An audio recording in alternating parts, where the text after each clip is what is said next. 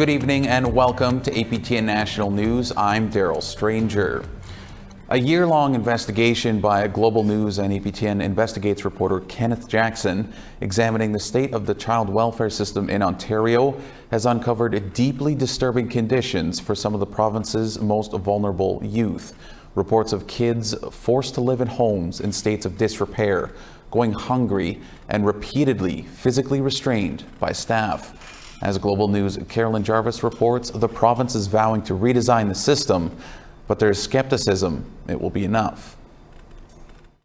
Jessica Fowler was bounced through foster care and group homes 15 times. I had to go through this just because I didn't have parents. It's not normal. Yeah, it's just not normal. The most violent, she says, was a group home she arrived at in 2017, where she says she was repeatedly physically restrained for things as simple as making toast at the wrong time. They went to put me in this restraint, and they pushed my face into my mattress, and I couldn't breathe at all. I was trying to scream and I couldn't say anything. Using the Freedom of Information Law, Global News and APTN were able to uncover which group homes and foster care homes are submitting the most serious occurrence reports in Ontario. Reports which include deaths, injuries, missing kids, and restraints. Restraints are permitted by the government only when children pose an immediate risk to themselves or others. So this is my prison. The home Jessica went to was run by a company called Mary Homes, which today operates 5 group homes in the Ottawa area. It was pretty scary. Delana Land was there at the same time, 2,000 kilometers from her First Nation in Northern Ontario. There was nails in the windows because we weren't allowed to leave the rooms. Mary Homes, which declined our request for an interview, had the 3rd highest number of serious occurrence reports per bed in the province. We have a whole group of kids who may or may not be safe. Experts say the volume of serious occurrence reports may be an indication that staff lack basic training. We have frontline workers where the minimum qualification is that they have a driver's license and perhaps a high school diploma. Starting next summer, the province will require frontline workers have a post-secondary education or experience deemed relevant. But it stops short of requiring that training be specifically in child and youth care. It's a system that doesn't really focus on the dignity and the care and the well-being of young people. The Ontario government says it's undertaking a redesign of its child welfare system, a promise that's been made many times before. It breaks my heart that my bed was basically replaced with another kid who's in the same situation that I was in. Carolyn Jarvis for APTN National News. And you can watch our complete investigation into Ontario's child welfare system on Global's The New Reality, Saturday at 8 p.m. This week, the Quebec government presented Joyce Echaquan with a posthumous Medal of Honor. Her family accepted the medal on her behalf, although reluctantly. A story by Shushan Bécan, now translated and narrated by Tom Fenario. À titre posthume, Monsieur Carole Dubé pour Joyce Echaquan. This has become standard for the family of Joyce Echaquan. Another day, another recognition of her passing. This time, Echaquan's loved ones found themselves in Quebec City to receive the National Assembly's Medal of Honor. Voted on by sitting members of Quebec's major political parties, the award recognizes people who have made exceptional contributions to Quebec society. Echaquan was recognized by the President of the National Assembly for how she spent her final hours alive, exposing the racist behavior of her healthcare staff through her social media live stream. Courage de l'une de ses dernières actions a bouleversé la conscience d'une société tout entière, tout en nous plongeant dans une profonde réflexion. Echaquan's family decided to accept this award despite the fact that they feel Quebec's reflection hasn't been all that deep. The Atikamekw and other First Nations have been pushing for Quebec to adopt Joyce's principle. Quebec's governing party, the CAQ, has been open to implementing some parts of it, but refuses to acknowledge one key point: the recognition of systemic racism in Quebec. The family of Echaquan asked Gabrielle Nadeau-Dubois of the Quebec Solidaire Party to read a statement on their behalf. Nous l'acceptons, en rappelant que reconnaître le principe de Joyce à moitié n'est pas suffisant. Il faut l'adopter le faire vivre, lui donner les ressources nécessaires, afin que notre héritage soit, grâce à Joyce, une évolution sans précédent dans les relations entre allochtones et autochtones au Québec. Paul-Émile Ottawa is the chief of Joyce Echaquan's home community of Manawan. He says that symbolism is nice, but not enough. Je l'accueille de manière positive. Maintenant, vous avez entendu comme moi que la famille souhaite encore des actions de la part des parlementaires du gouvernement.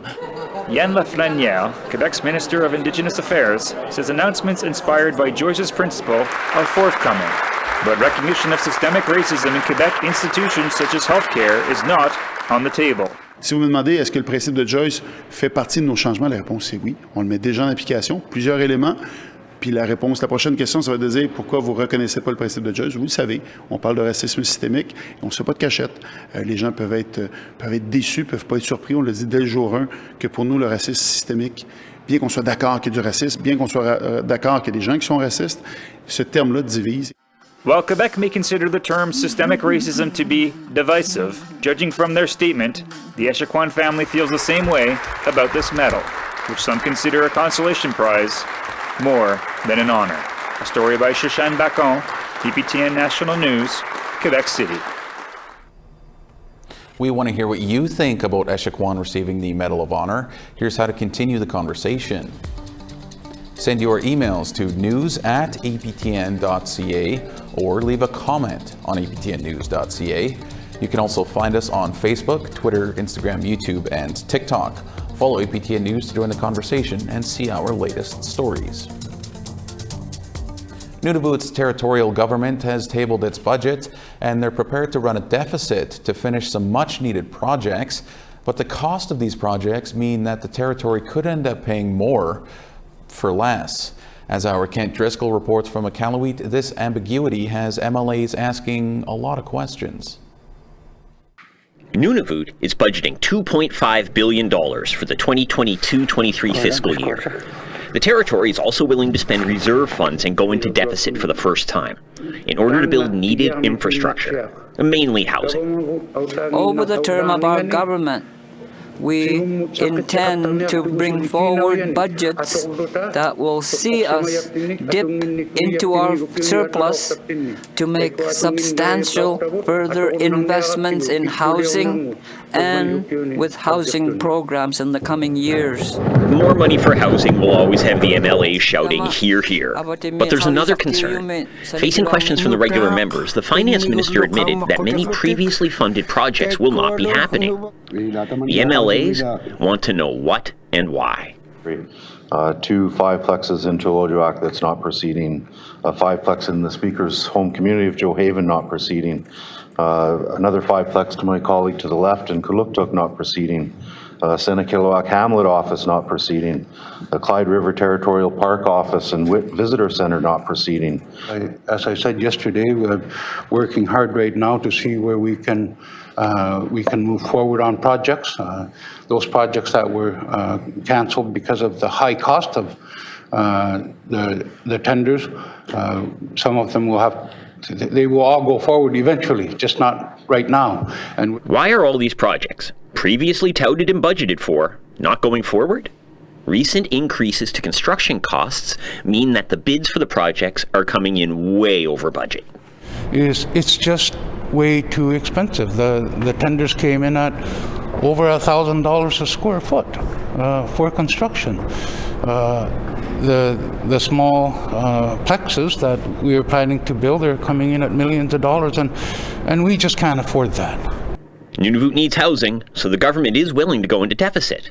The cost of construction is so high, many previously planned projects are not going forward anytime soon. So what about the many projects proposed in this year's budget? Nunavut will be waiting on the bids to see if those projects get built or just end up being another unanswered promise. Kent Driscoll, APTN National News, Iqaluit. All right, we need to step aside for a short break, but coming up, an external consultant's report into the Assembly of Manitoba Chiefs levels many troubling allegations about workplace culture.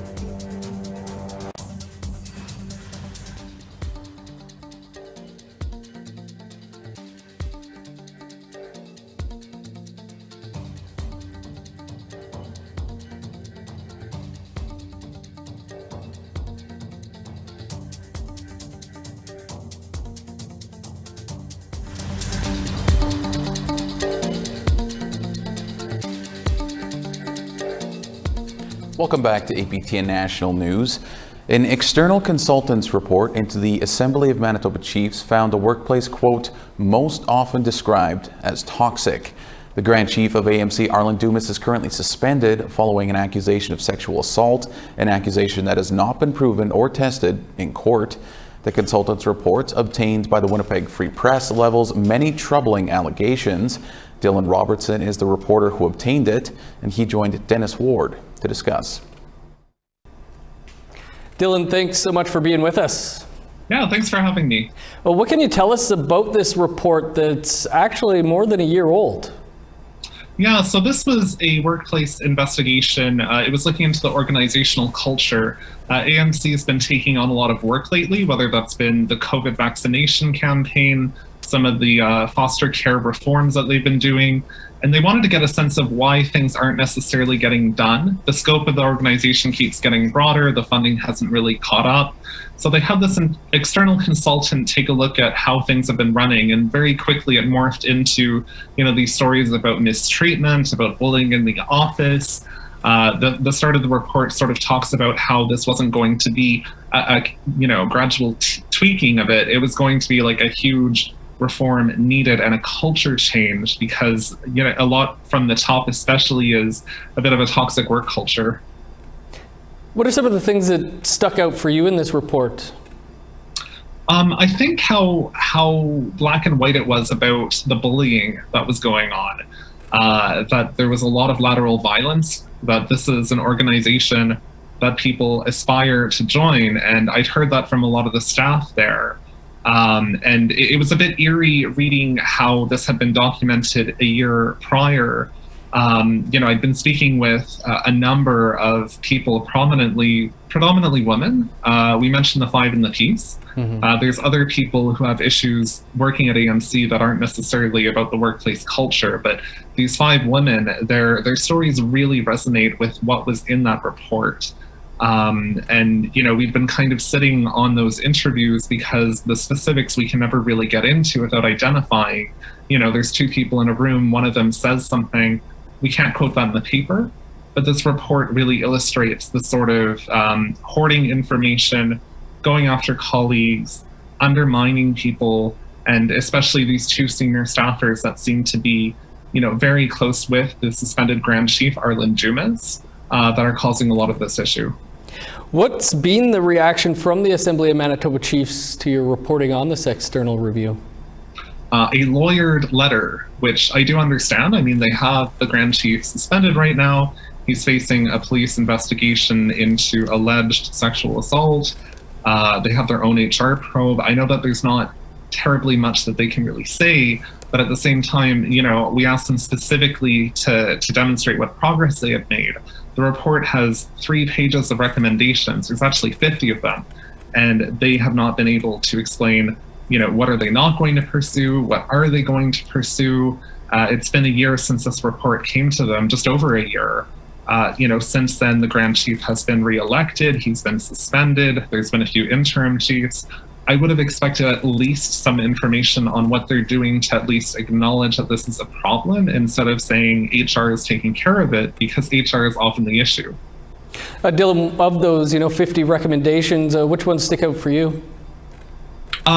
I think wanting a broader change, just the extent of the cultural change that they're looking for, that it can't just be about reassigning different roles, that there needs to be sort of a structural change. And it gets into some concepts about how this is a top-down organization, how it doesn't really feel Indigenous, things are not run in a circle, how it victimizes people, and people become the oppressors because they feel they have no power, they have no direction. Some of this is just basic HR stuff, that they don't have a clear job description, or they're not really sure how their role interacts with that of their colleagues. But some of it is actually quite serious stuff about being bullied, undermined, siloed. It's hard to be a good employee at AMC when you don't know what is going on there, especially when the most senior person, the Chief of Staff to the Grand Chief Dumas, it says nobody knows what her motives are. So how do you deliver on that? It just struck me how profound the cultural issues at that organization are. Dylan, we'll have to leave it there, but appreciate your reporting on this and taking some time for us to talk about it. Thanks so much. APTN News reached out to the Assembly of Manitoba Chiefs for comment, but did not receive a response. APTN News has not received communications from AMC since 2019. All right, we need to step aside for one final break. Still to come, a closer look at the Indian Horse Relay event that was in Winnipeg this week.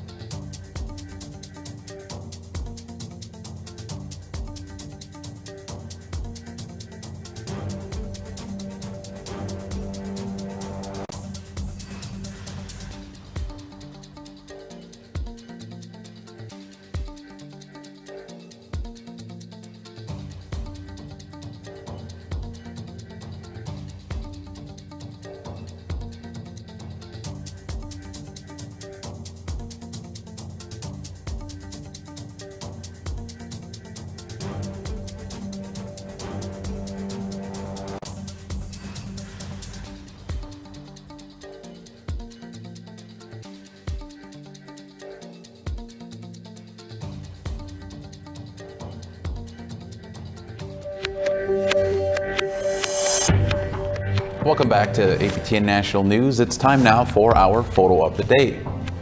This urban landscape was sent in by Bruce Spence. He says it's a rare thing to see so few cars on the Canadian Pacific tracks that cut through the center of Winnipeg. Send your photos to share@aptn.ca for the chance to be our next photo of the day. Now let's take a look at tomorrow's weather forecast. We begin in the east, 21 and rain in Charlottetown and 20 and rain in Halifax. 13 and rain in La Grande River and 11 in Happy Valley Goose Bay. 22 in Rouyn-Noranda and 22 in Val-d'Or. 22 in a mix of sun and cloud in Sarnia and 20 in Sault Ste. Marie. 15 and some clouds in Wawa and 15 and rain in Big Trout Lake. 9 degrees in Churchill and 16 in clouds in Norway House. 16 in Barons River and 24 in rain in Winnipeg. 24 in Estevan and 23 in rain in Saskatoon. 9 degrees in La Ronge with some rain and 20 in rain in Stony Rapids. In the west, 17 in rain in High Level and rain in 16 in Peace River. More rain in 21 in Edmonton and 18 in Calgary. 16 and rain in Campbell River and 15 and cloudy in Quesnel. 12 degrees in Smithers and rain in 13 in Dease Lake. 14 in Whitehorse and 18 in sun in Mayo. Clear and sunny and 18 in Yellowknife and 17 in Fort Simpson. 12 degrees in Nunavut, and 10 degrees in Colville Lake. 7 degrees in Whale Cove and 6 in Baker Lake. -5 in Resolute and -1 in Iqaluit.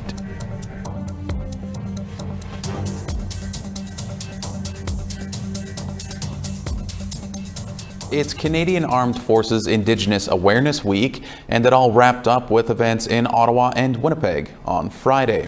APTN's Fraser Needham reports. Recognizing and building upon diversity and cultural contributions of Indigenous people to Canada's military is what the week is all about. In Winnipeg, Indigenous veteran Corporal Melvin Swan reflected on what the week means to him.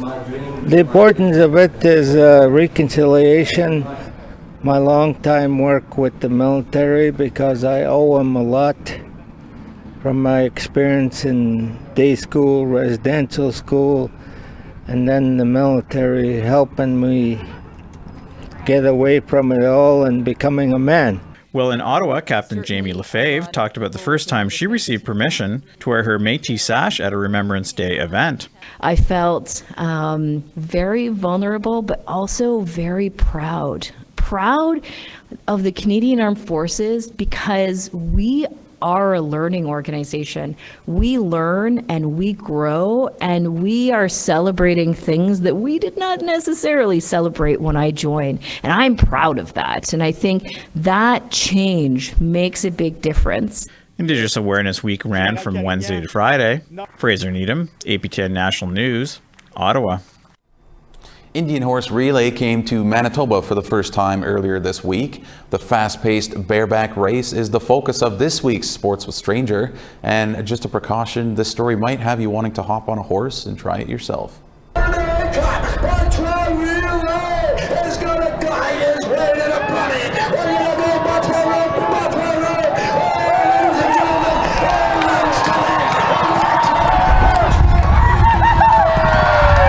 It's said to be the world's first extreme sport, and the action certainly didn't disappoint at the Indian Horse Relay event earlier this week in Winnipeg. Earl Wood brought the energy from the broadcast booth, and the racing certainly matched. Here, look at the horse just stopped. Jump on and got. Holy moly, you can't get any smoother than that, boy. That was a smooth mount on the front end we go. That's going to be Patois Relay to the front side. The races were the final event of the Manitowoc Festival and had the Elite Indian Relay Association bring teams to Winnipeg. Jump on and got. Holy moly, you can't get any smoother than that, boy. That was a smooth mount on the front end we go. President Vern Stick Antoine says it's great to be back. The sport has been around for hundreds and hundreds of years, so we formed our new association last year, but we've been running for 5 years during the COVID. We had fun runs back on our First Nations back home in Saskatchewan. Getting it on and finding the gliding stride. Here we go on the backside. That will be. While 6 teams came to the event, there are close to 30 teams that are part of the association, along with other Indian Horse Relay associations in Western Canada. Bubba Putra and Trayson Watney are racers for Putra Racing. You know, it's the nerves get pretty high, and just gotta find myself a way to calm down. But you know, it's exciting. But once I get out there, you know, it's all business, and I got a job to do. Well, winning's always nice, right? But I don't know. Just having fun right before the races, right before we're just all hanging out, having a good time, get some laughs going, listen to some music. It's all good. Treaty Commissioner of Saskatchewan, Mary Muskwa-Culbertson, says the races bring people together and help with reconciliation. It's part of that new era of reconciliation that we're all walking towards. You know, we were just in the main building having breakfast, and there was some non-First Nations people saying, "We're here to see Relay," and commenting like on my jacket and you know, and asking us where we were from, and they said they were here to see Relay. So it's great when you see someone having such an interest in something that's part of your cultural history. And it's a resurgence of of our pride, of our identity. Sure could use that outrider to get in motion. Here we go, ladies and gentlemen, on the front end, the race keeps going. The association plans on traveling across Western Canada to showcase Indian Horse Relay. Culbertson says Indian Horse Relay becoming more popular is important for Indigenous people. We're professionalizing it to bring it to the world. It's this resurgence, it's culture, it's identity, it's pride in who we are. When for decades, over 150 years, we were told to not be proud of who we were and not be proud of our culture, not to practice our cultures, our practices, traditions, ceremonies. And this is bringing that honor back to the horse spirit that kept so many of us alive through trauma. And I just got to say, after seeing it up close and in person, I have so much respect for what they do. It definitely is far from easy, but still such a great time. That's all we have for you on this Friday edition of APTN National News. I'm Daryl Stranger. Thank you for joining us, and have a great night and weekend.